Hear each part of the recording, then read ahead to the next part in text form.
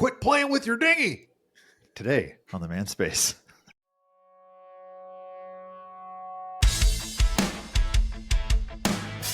Welcome to the Manspace podcast. We're your hosts, Doctors Matt Brown and Rob Porter, and clinical therapist Mike Porter.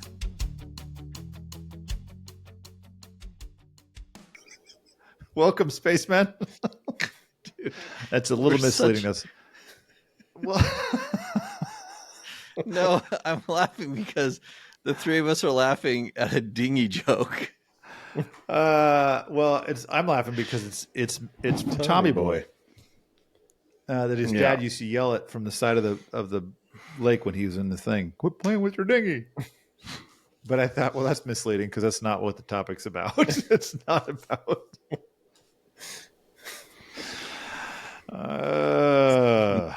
Sometimes I think, well, I only ever advanced so far in life because I can't move myself past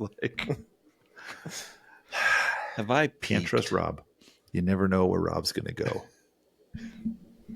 No, I feel like you do know where Rob's going to go. Yeah, unfortunately, probably going to end in a joke with a dinghy. I mean, did you guys know? Well, here's where Rob's going to go. Speaking of Tommy Boy and Chris Farley, did you know that Shrek was Chris Farley? Was Chris Farley? It was like 90% recorded. Have you heard the recordings? No, have you? Yeah, it's horrible. That's what... Because it's just Chris Farley being Chris Farley, so it's like... Right. I mean, I guess if that's how we would have heard it the first time, we would have thought it was funny, but there's like no character to it. It's just Chris Farley, which I guess you could argue Shrek could be a little bit like Chris Farley, I guess, but not the character that we know. The original story, apparently the story was totally different. Oh, it was supposed to basically be, if you listen to it, it sounded like Tommy Boy. And that the only difference was instead of David Spade, it was going to be Chris, or what's his name? Chris Rock. Who it was? Eddie Murphy. Eddie Murphy. Mm-hmm. Eddie Murphy being his sidekick. But even when they first brought in Mike Myers. Yeah. Yeah. Even when they brought him in to do it, he initially recorded it just an American accent. Oh. And Canadian. And had something like 94% done. Yeah. And then they had and was like, nope. And went and somehow convinced the guy, like, you got to let me redo it all Scottish. Wait, Mike Myers wanted to do it over again?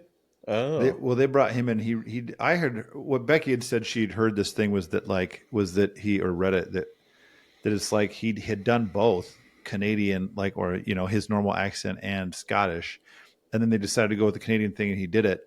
And then they said, no, this is better, but he didn't get paid any extra. He just went and redid the whole thing in Scottish.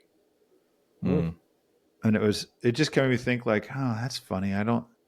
We already had, I kind of wondered before, before Chris Farley died, it's like, he's just kind of making the same movie over and over again. So did Adam Sandler, and look at him. Kind of. But at least he had, there's Billy Madison was pretty different than, I guess it wasn't pretty different. No, they weren't. But okay, fine. I mean, I could say that. I mean, I could say though that if you look at like 50 First Dates or The Wedding Singer, like there's similarities, but there's enough difference in each of them. Mm-hmm. Maybe not. I don't know. Because Chris Farley movies, it's like you watch Black Sheep, it's the same movie as freaking And same thing with like Beverly Hills Ninja. That scene of him rolling down the hill that gets used for like everything. It's just like, I mean, this goes back to Matt not liking Ryan Reynolds. Mm-hmm. You're just kind of hiring the same. It's fascinating. Yeah, but not just because he died. I would take 50 Chris Farley movies over one new Ryan Reynolds movie. Wow. That's a bold statement. Yeah. He can watch those 50 movies while being buried alive.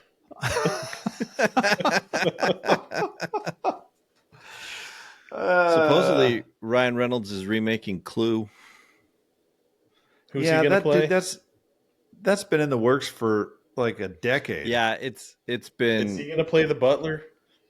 I don't know. And Jason Bateman is supposedly. I think So the last time I looked, I thought they'd signed on a few other people, but well, I'll tell you. Well, depending on who he plays, I may not be watching that. Dude. Well, it's already not supposed to take place in the mansion. Oh, okay. Now it's supposed to be like have to make it different a globe-trotting adventure. This still just says it's there. It even has a little thing that looks like it's got their names, like looks like a legitimate. I was gonna say Jason Bateman would make a great butler, but I don't even know that they'll have that role. It's still just the two of them. It looks like. Is it? Yeah, it just feels like it's been in the works for so long that I feel like, yeah, that just sounds like somebody had an idea and someone threw it on to IMDb. Does it list writers? Yes, it does. Is it Wernick and something? It's Dwayne Perkins, Rhett Reese, and Oren Uziel. Rhett Reese is one of the ones. Ryan Reynolds always works with Rhett Reese. I just learned a reference that apparently is all throughout Gilmore Girls and probably lots of other things that I didn't even understand and hadn't seen the scene. Sofia Coppola dying in... Or no, wait, is her character's name Sophia? No. In Godfather 3? When Godfather she gets 3? shot? And No, her name is Sofia Coppola. It's like the worst. Oh, yeah, she's like, Dad. It's so bad. Dad. Somebody showed it to me over the weekend. Wow. Dude, have you not seen those movies? Mm-mm. Dude, 1 and 2 are awesome movies. Uh-huh. And 3 is like, what's happening? It's like a 1980s cocaine-fueled dream. Al Pacino has a flat top. And yeah, it's bad. Nice. And then there's that. Then the death scene is like, well, this is the most anticlimactic thing I've ever seen. Dad. She's actually apparently a really good screenwriter or director or whatever, Just not actor. Just like Ben Affleck. Oh, Benjamin. So. Yeah, he does kind of suck. At acting? He's horrible. Well, I'm thinking of Good Will Hunting. I feel like he plays that part well. Sure. I think he plays low standards at the a dude from Boston well. Yeah. Like himself. Yeah. Yeah. Yeah, I mean, there's times when he's not bad, but I remember watching him in Sum of All Fears when he was supposed to be Jack Ryan. Mm-hmm. They wanted him to be the next Jack Ryan, and it's turns out he's not very good. Wasn't he Batman too? Yeah. There's just some scene where he's like, the president's basing his decision on a lot of really bad information. And it was like, what's happening? Or when I watched him in Argo, which is an awesome movie that he directed. Uh-huh.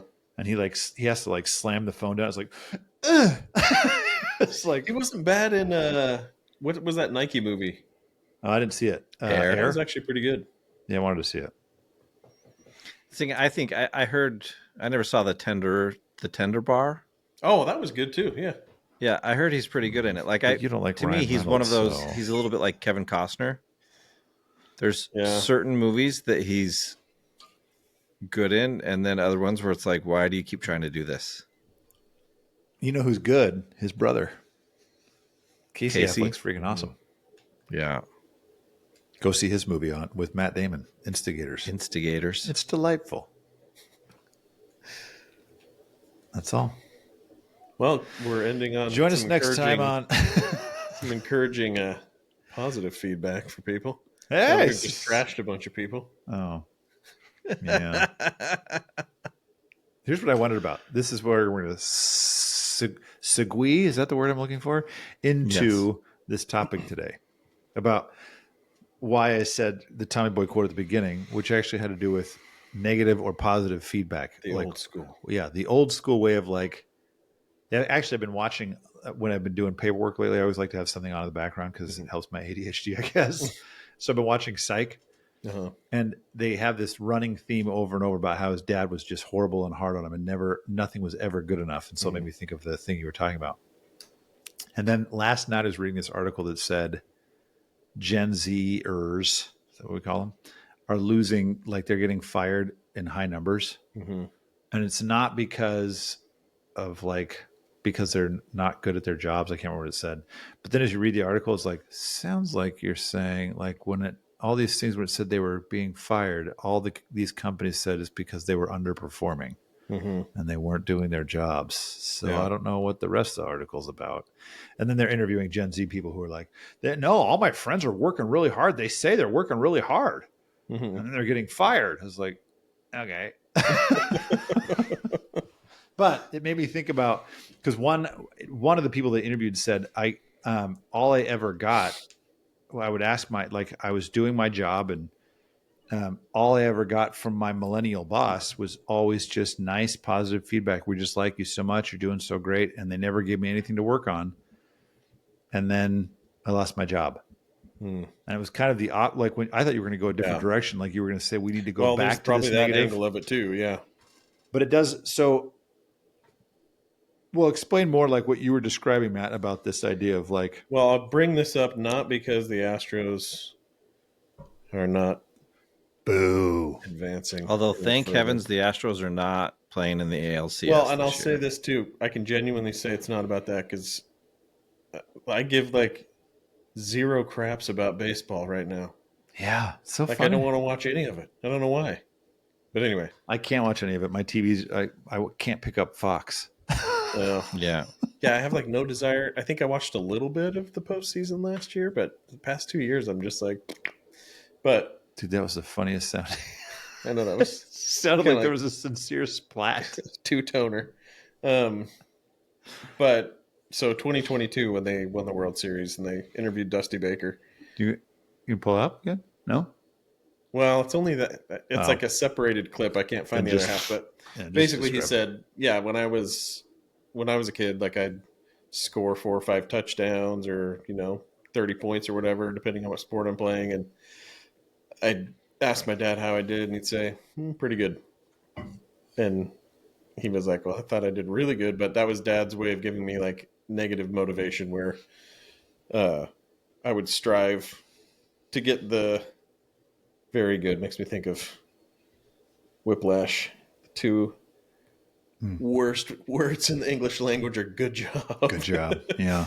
And that's a really extreme example, I guess, of negative motivation. But he was saying the Astros, who had just won the World Series, like run way better on positive, just like encouragement, and negative motivation doesn't work at all. And I guess you could put them in the age range at that time, like, some 19-year-old guys to late 20s, some guys in their 30s, right? So I don't know what generation. Anyway, but so yeah, I was just curious about I think what you're talking about with that article is probably the lack of accurate feedback. Yeah. Like if all I'm being told is I'm doing good. That's interesting to separate accurate from negative. Yeah. Because I think that but as a whole, I think if we, and maybe that's it, right? Like in parenting, we've been told a lot. Don't say, right? Like be more gentle here. So probably what kids are getting is a lot of like maybe a reduction in negative feedback that's not very helpful. If it's just said like in a way like, "You suck," so that should motivate you to not suck, right? Like we've probably stopped a lot of just the reactive, like, "Hey, quit being an idiot" type of feedback. Maybe as a whole, right? Right. But then a lot of probably like kind of fake encouragement too. Because it's like, well, if I can't say that, what am I going to say? And I'll just say all these like meaningless positive statements to my kids instead of like, how do I genuinely see you, see your strengths, see your struggles, and give you strength and encouragement around those struggles, and convey that, I trust that you can do it. And also just like go out of my way to notice the positive things you're doing and make a point to like give you that feedback in multiple ways. And how much more motivating is that? Like, what is that a truer source of forward movement for people than pointing out gaps all the time? And I think obviously we know that, but I think we just still default to like we won't say today because we're not talking about the book yet, but it will come like up next just time. the percentage of time that our brain is in a negative space. Dude. And especially if you're a stressed out parent, like how much time do you spend focusing on, what needs to be done, and if it doesn't happen, then what bad thing will happen or what opportunity will be missed, and all of these things, versus like just straight up like blowing wind into your kids' sails. I think that this is what I don't know. I mean, there's two reasons in my head why I think this happens. That even though in theory, we all know that like gratitude, even if it was just an internal feedback, that gratitude is one of the most like, no, I shouldn't say one of the most, but it's a very positive, helpful thing to pull someone's brain into a different spot. And, or the idea of daily positive affirmations. There's lots of research that shows how powerful that is. But somehow still, and here's my two reasons for this. This is my theory. Everyone prepare. I like the way I say it like that. Like, here's my theory. Prepare for something profound. Mike's over there like bored. He's like, huh? What, Rob? Another profound theory from Rob. So one is, generally speaking, although this is shifting more lately, but who knows? Our whole American culture for sure is a very religious culture, generally speaking. And it's generally also heavily Protestant based. And that is based in a hellfire and damnation approach to motivation. Yeah. We will motivate you out of fear. This is where you're lacking. So do better in those areas. Instead of saying, and so it is an empty bucket or a bucket with a hole in it. Make sure you make the water level up instead of moving forward.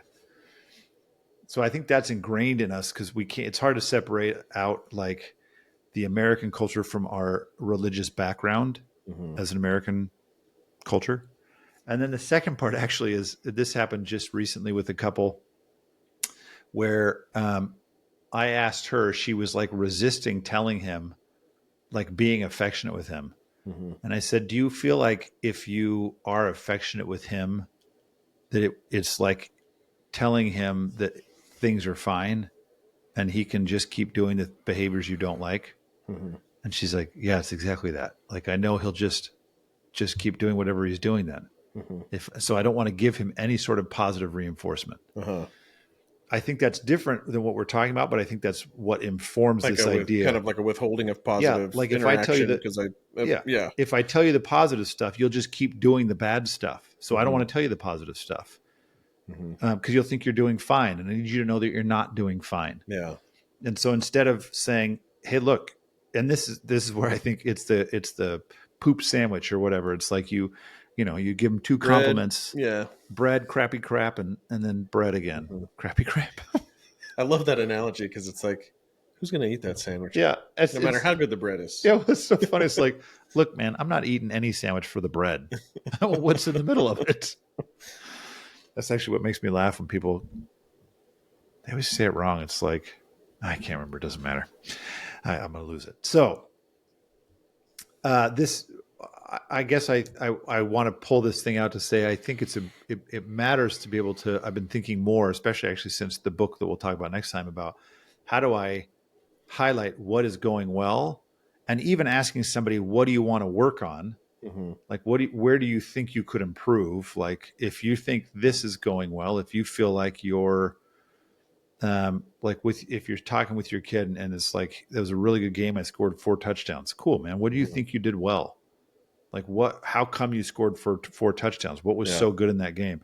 Well, I was really focusing on running faster or whatever. It's like, okay, how do we build that up then? Yeah. So we can keep you moving to the next thing. Because otherwise it feels like we have this mindset of like, there, I've arrived. And we don't ever want someone to think they've arrived because then they'll just crap out. And it happens because I keep, when I mentioned earlier that I think we could talk about this with couples. Because, branch out to any relationship. Yeah. And I see more couples, and so that's where I see it happen all the time. And it's usually a female bringing a male in, and the female saying he's doing this stuff wrong, even when they're telling me that's not what they're here for. And I'll say that. I know that's not what you're here for, but that's what you're telling me. It's everything that you're both showing me. Yeah. He knows he's not doing a good job as a husband, and you need to make sure he knows the ways he's not doing a good job.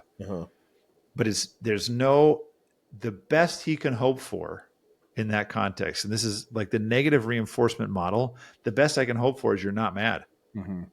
I can hope that you would finally say good job, but that's about it. So it's really kind of discouraging and you used the example when we were talking earlier of Monsters Inc.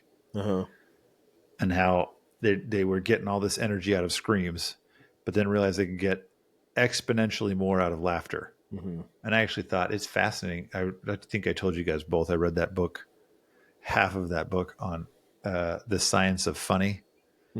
Like, what is it about humor that is that does something to our brains, and how does it affect our brains? And it talked initially about, and I don't know why this was so profound to me, but it talked initially about how humor and laughter is the first language that we speak with somebody.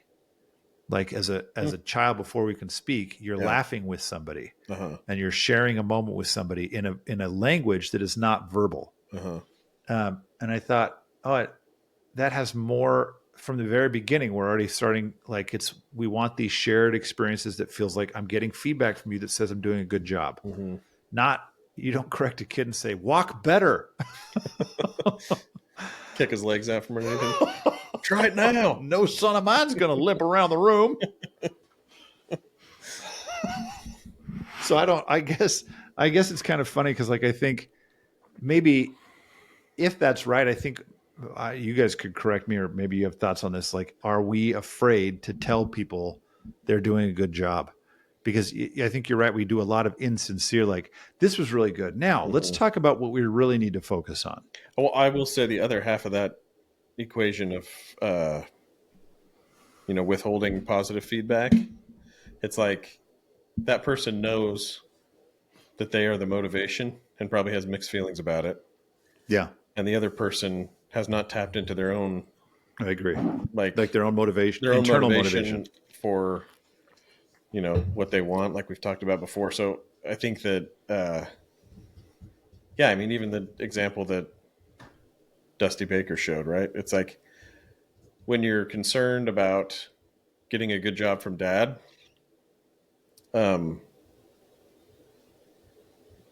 is your focus really on your achievement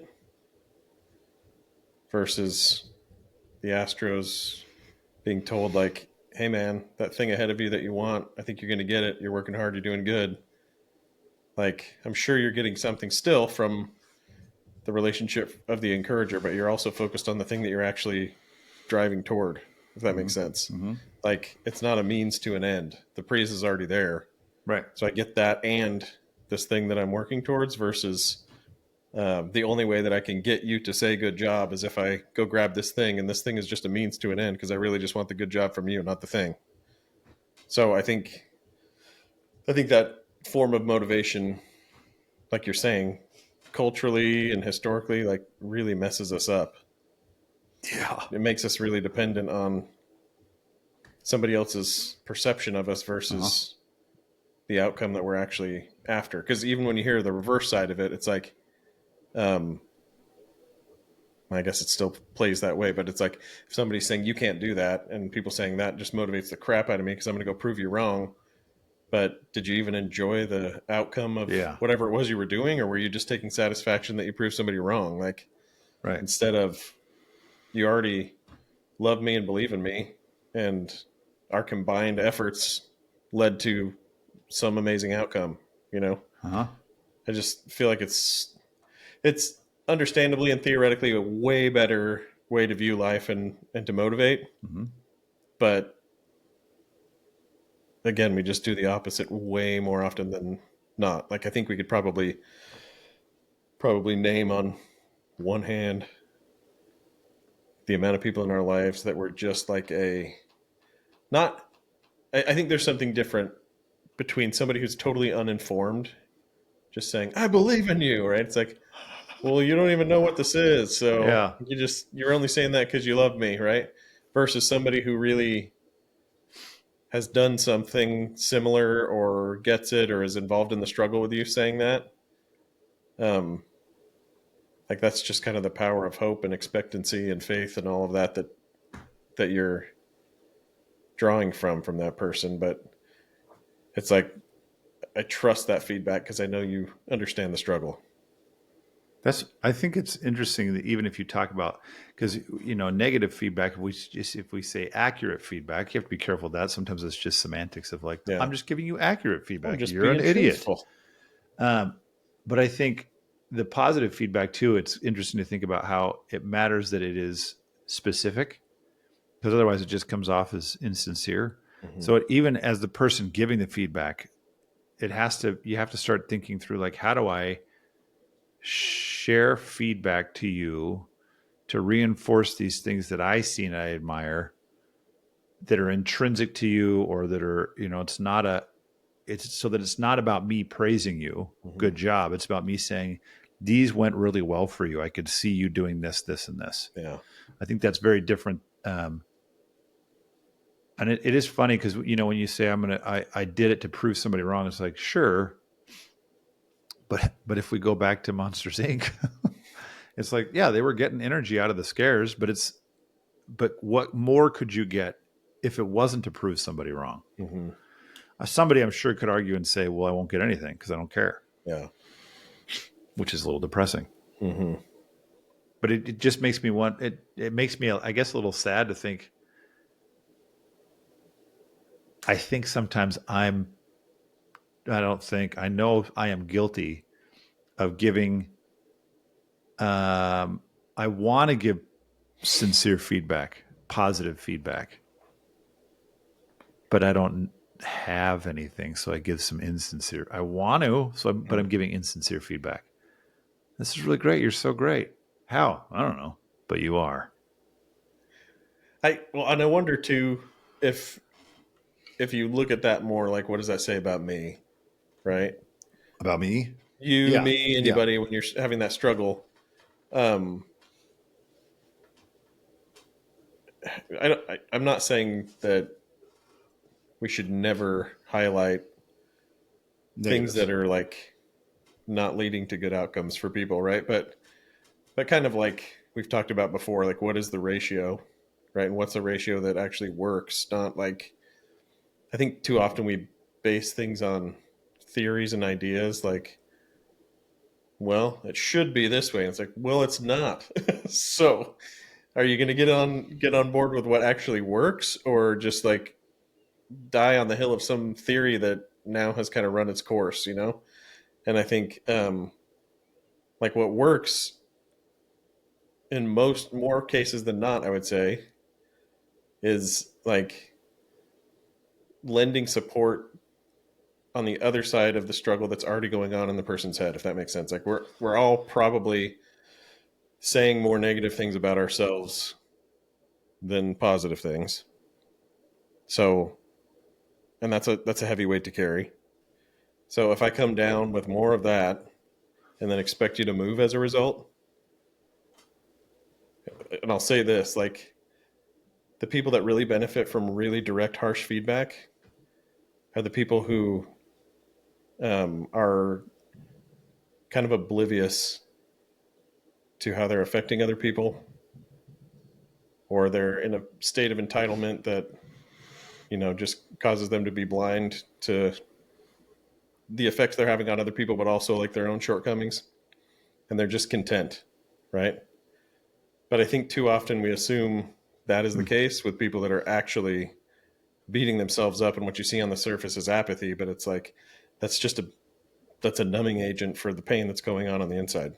Mm-hmm. So if you hit somebody like that hard, they'll just give you even more apathy, and you'll feel like I have no impact on you. I mean, that's stonewalling, right? Stonewalling isn't somebody thinking, you know what, I really think I'm an amazing person, and I don't know why this person keeps, they're thinking like, yeah, I know, and I'm mad at you too, and I can see yours, and I'm mad that we're not talking, all that stuff, right? So I think like, where are you going to throw the weight, right? Are you going to throw it on the I think you've got this, right? And I can see areas where I think you are doing well that you would easily discount and probably don't even see.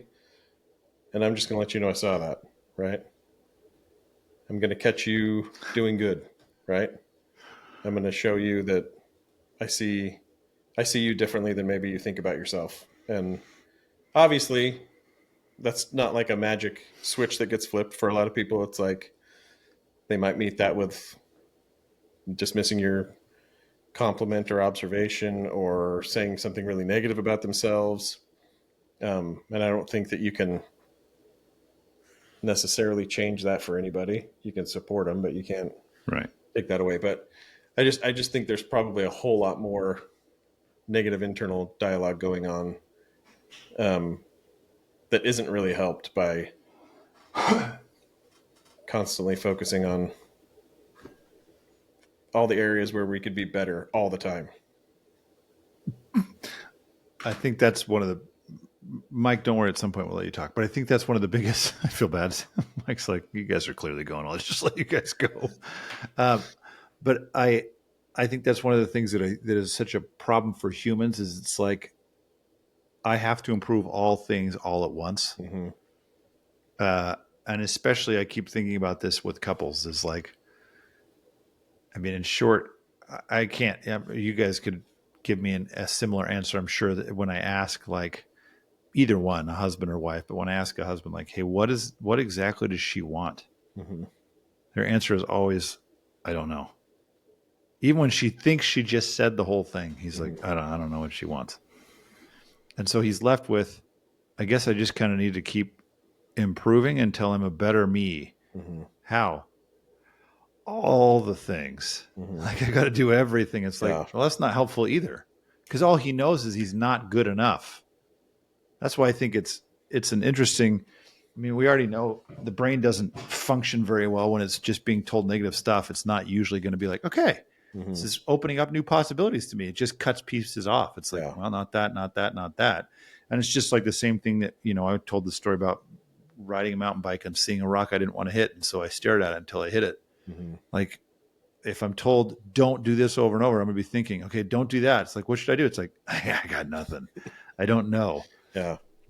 Instead of having some direction I should move to. So I think, because I do think that's I know I have this problem. I've said it on previous episodes where I have this problem. I'm really good at being able to see the way people are interacting and saying that's not good. Mm-hmm. And I can tell you exactly what you're doing and why you're doing it in ways that for a lot of people feels like I've never understood it that way, but now I get it. And then sometimes like, and now what, Rob? It's like, I don't know. Don't do that though.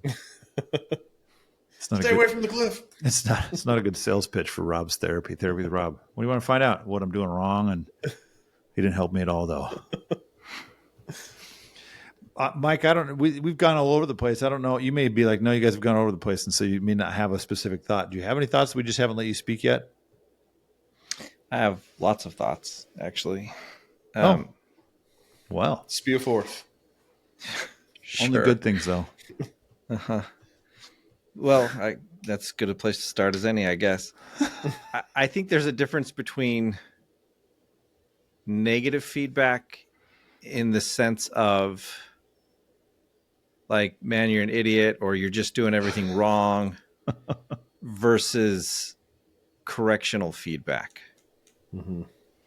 Like I used to have this argument with my principal every year. She always wanted me to assign homework and I never wanted to assign homework. And she would ask me why. And I said, because for the kid who already knows how to do it, they're going to go home and it's a waste of time because they already know how to do it. For the kid who doesn't know how to do it, they're going to go home and spend 25 problems doing it wrong. And then when they come back, I have to correct the 25 problems they did wrong and help them understand why it's wrong. It doesn't do me any good to point out, hey, man, you really showed your work here. Good job. That's great. All your work's wrong, but you showed your work, darn it. Like if all I do is focus on the fact that he showed his work, that's great. Like good for him. And like getting a kid to show their work is a hard thing. But if I don't correct the mistakes he made, he's just going to keep doing it. And so there is something to be said for if I'm legitimately doing something wrong, no, correct it. Be specific. Like, that's the thing. Both in praise and correction, it should be specific, right? Like, that was a huge push in education years before I quit teaching, which was, you can't just tell a kid good job. You can't just tell a kid they're doing great. Like, be specific. If you're going to praise a kid, praise them for something specific.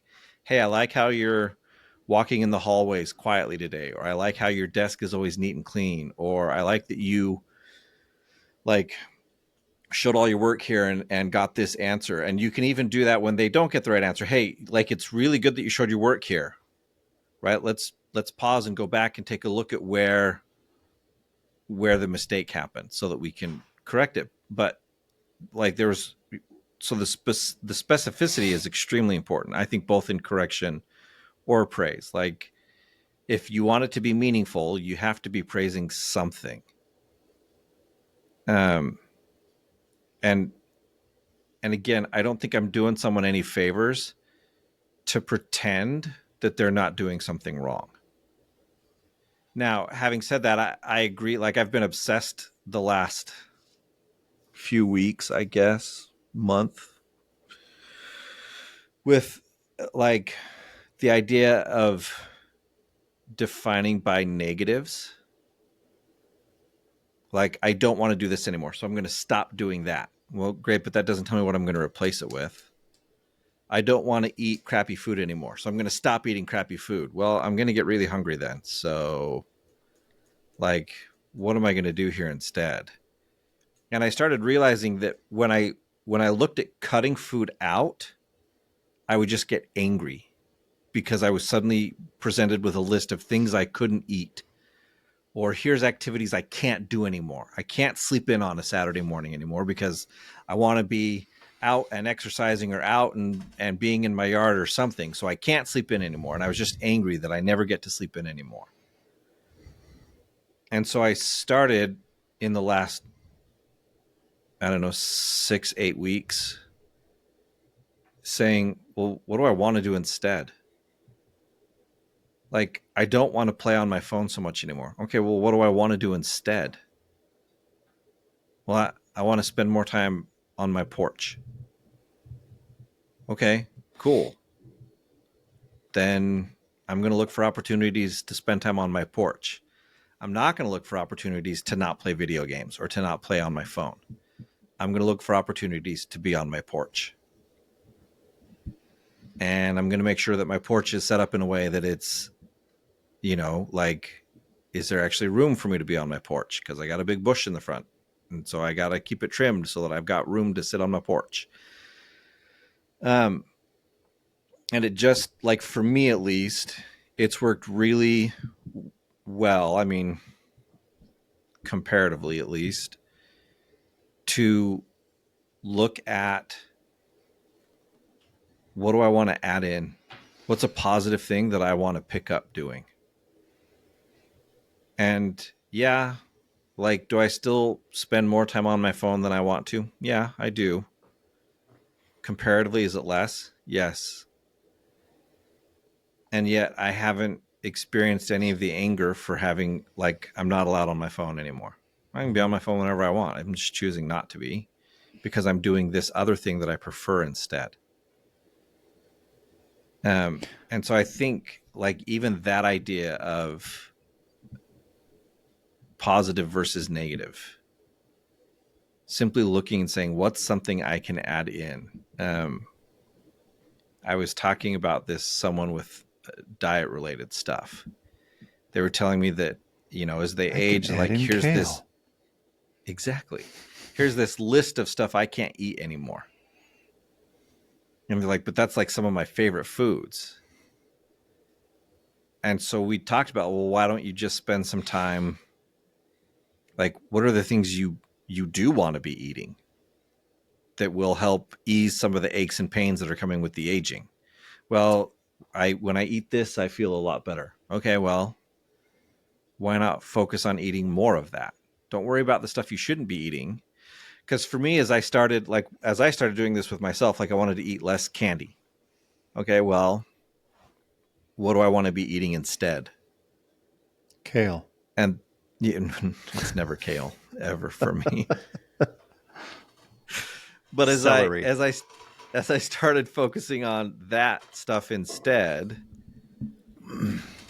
I found I wasn't hungry anymore. So I didn't have room to eat candy. It's not that I didn't want it. I just didn't have room for it. And I was like, oh, well, I guess I'm already full because I ate the stuff I was supposed to eat instead. And so that's, to me, that's been a very helpful thing. Nope, I can't remember what the other thing was. Oh, Well, while it's coming to you, we'll see. I think that last point. Like I've said frequently, it's way easier to add a positive than it is to eliminate a negative, right? And I think there's a lot of truth in that. And you're talking about specific feedback and corrective feedback. And I think for me, the big difference is like whoever's providing the feedback, are they putting the relationship at stake? Or is the relationship the vehicle through which like the support is coming, right? And I think that too often corrective feedback can be like the relationship is at stake, right? I'm disappointed. So the goal becomes helping you not be disappointed so I can feel like I'm in your good graces again versus like you and me, we're good. So let me work with you to show you how this goes, right? And it can be a subtle difference. Or subtle things can like set it off in the wrong direction, I think. And it comes from both sides, right? If somebody is really insecure about the relationship, no matter how you say I'm here for you and blah blah blah blah blah, they might still hear, relationship is threat number one, right? And so whatever you're asking me to do becomes a means to secure the relationship versus somebody who's feeling like receptive to those relationship messages. And I think also sometimes people who are giving the feedback have too much investment in the outcome. So they manipulate the relationship to avoid feeling something or experiencing something. Like in your case, not that you were saying this, right? But it's like, if I don't teach this kid how to do this and I have to give homework because my principal said I have to, then I'm going to be stuck correcting this stuff. So if my investment comes too strong from like, get this right because I don't want to have to fix your mistakes tomorrow, your right? mistakes. Then the relationship's at stake, right? And then the focus becomes, oh crap, you're mad at me, right? And it's a struggle, I think, that I have a lot with parenting. And again, there's a fair bit of manipulation on both sides in these situations, right? But I hear a lot like, my favorite classic, like, do you remember, what was that movie? Steve Carell. I can't remember his name in the movie, but it's his name in real life, Dan in real life. Oh, yeah. When his middle daughter, when he causes her to break up, you are a murderer of love. Of love. So I get that a lot where it's like, you hate me, so you hate me and you want me to die. I'm like, nope, I'm actually just trying. But I think when I have gone out of my way to say, hey, I'm really proud of this thing that you're doing that I know is really hard, right? Or, I, for my girls, right? You look beautiful today. I love you, right? Thanks for being willing to help out with this or whatever. Like, I'm doing those things at times, right? I'll admit, like, at times it's like, well, let me say 5 positive things so that maybe I can ask him to do something, then they'll do it for me, right? But that never works, right? Like, as much as you might try and curate some sort of ratio of positives to negatives, if your motivation is still to get somebody to do something, like, we pick up on that crap all the time. So if it's coming from a genuine place, it has to be me transforming myself to see them differently, right? And then come at it from that place. And then a lot of the things that you're hoping will happen start to happen more spontaneously. And don't get me wrong, like I have not even come close to mastering this or doing it as consistently as I want to, but like there's enough experiences like that to give me hope that like that's a way better source, not of motivation, right? Like I'm not trying to motivate my daughters to do things that I want them to do for my sake. And, that's me like, trending towards the bad side of the equation. But if my interest is genuinely like,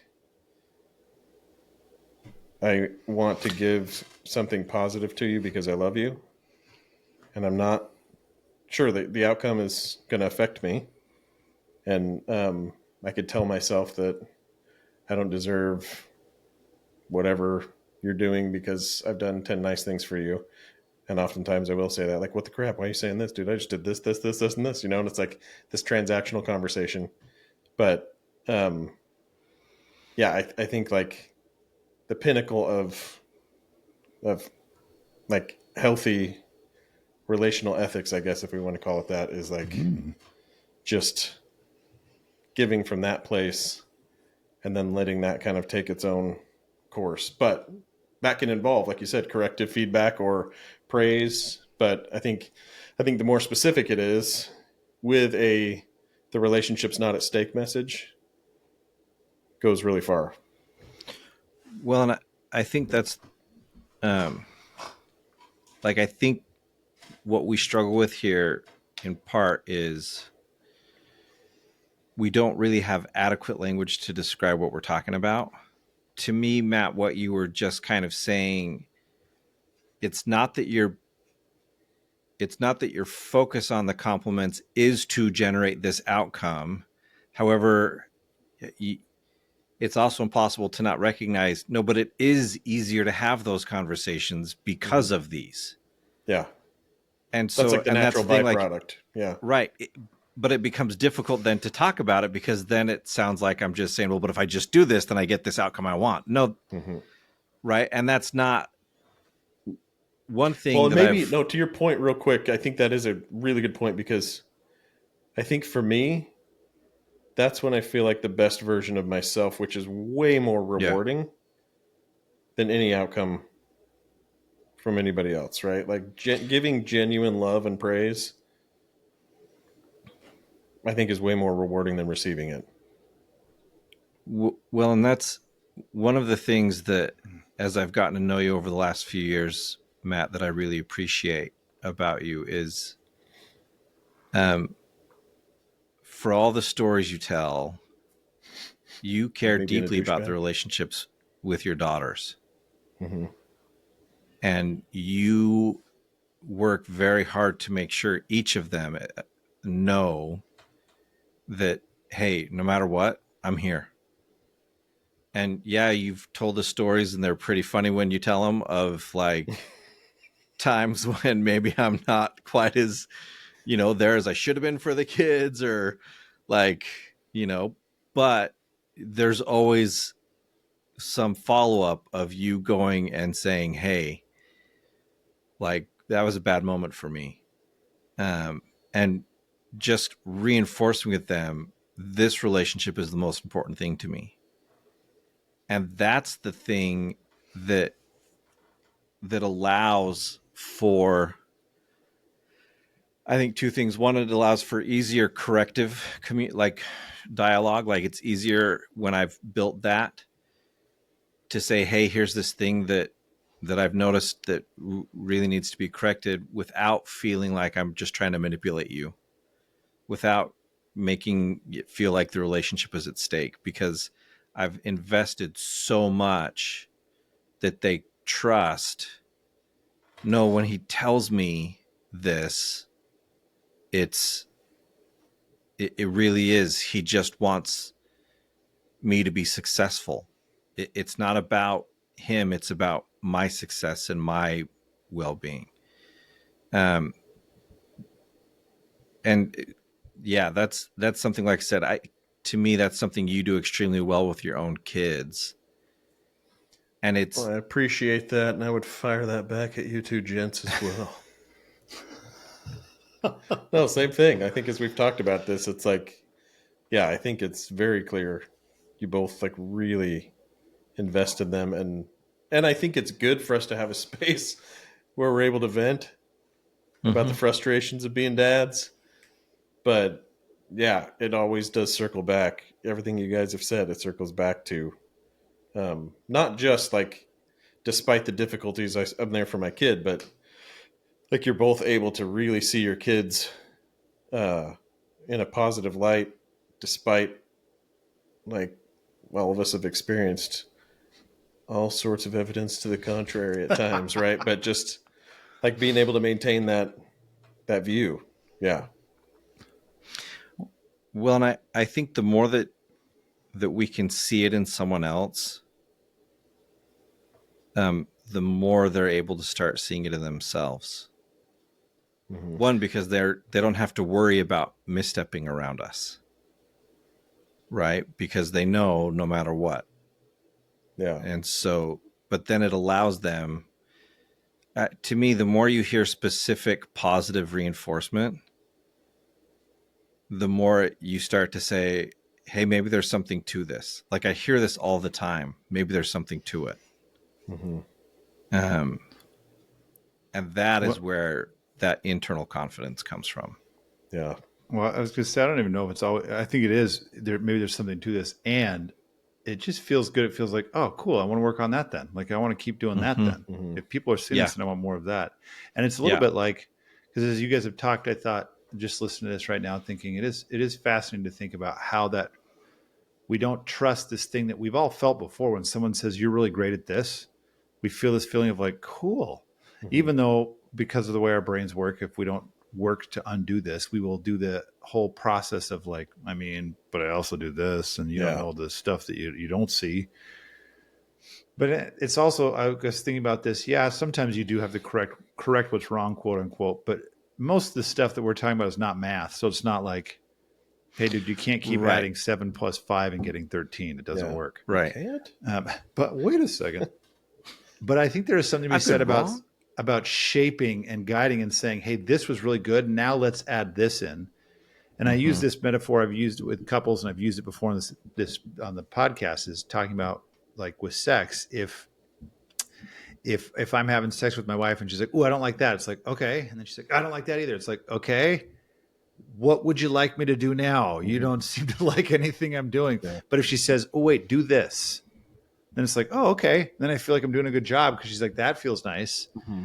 And it's usually that's an easier place for people to go, because it's not usually when people are having sex. It's like, oh, stop, don't do that. Mm-hmm. Yeah, I don't like that. Mm-hmm. It's usually do this instead. And it's a place of understanding, like that's how you can give feedback and saying, hey, this feels nice to me. This feels so, like inside of a relationship, this feels really good to me when you do this. And I like when you do this, and you're always good at this. Or with our kids, being able to say, hey, you've always been really good at this. Now let's add this piece in because I like who you're becoming. I think emphasizing that to them, that you have this picture of them that's like, I can see who you're becoming. And as we keep adding these elements in, you keep becoming more and more. And it's really impressive. And then coming back and reinforcing and saying, I can see how you're doing these things. I see you implementing these things. Mm-hmm. It gives your kids something to focus on that says, okay, now I know what I'm going to do. Instead of I know what I shouldn't do, which is just, I mean, you could come up with that list forever. Well, so that's the thing that I had forgotten before. Oh. I think there's a lot to be said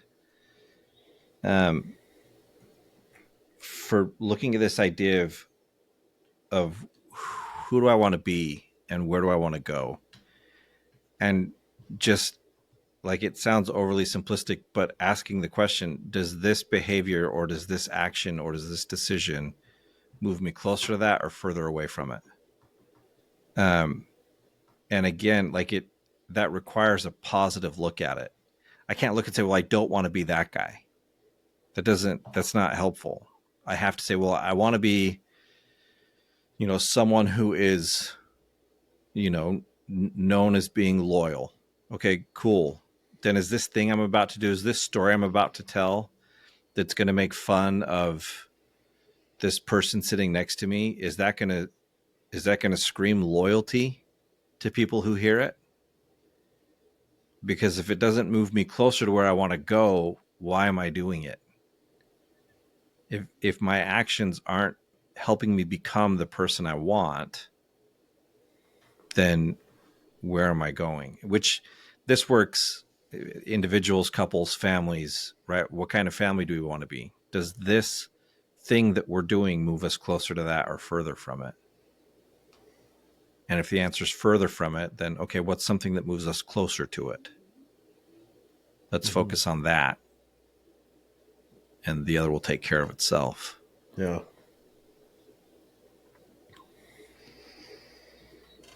Well, then, I think we all did a really good job today.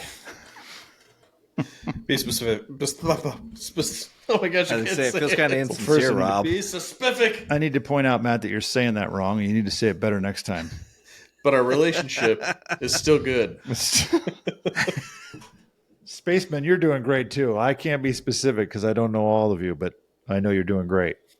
Hey, if they're listening, they're doing a great job listening. That's true. You're nailing your self-improvement, trying each week to listen through our stupid chatter about movie stars to get to the meat.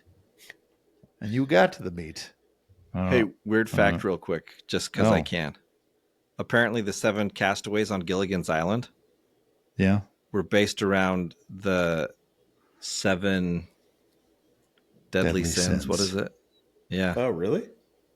That's it was an article. I went to click on it and my phone refreshed and it went away, so I couldn't read the full article. But yeah, like apparently the original creator was like, "Nope, here's the 7 deadly sins." And the original creator had some super dark, morbid idea of like, what if we put the 7 deadly sins on an island together? And they're like, we'll call it Gilligan's Island, make it fun. What hijinks are they going to get up to this week? So then, I guess, Spacemen, keep being great. And come back next time and catch us on Gilligan's Island. Sloth. Oh.